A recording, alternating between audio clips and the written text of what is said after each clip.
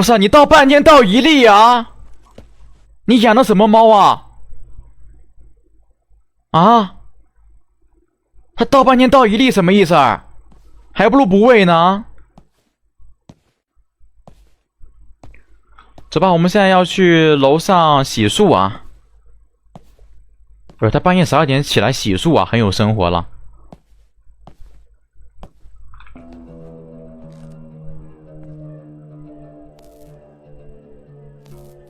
好，他喂，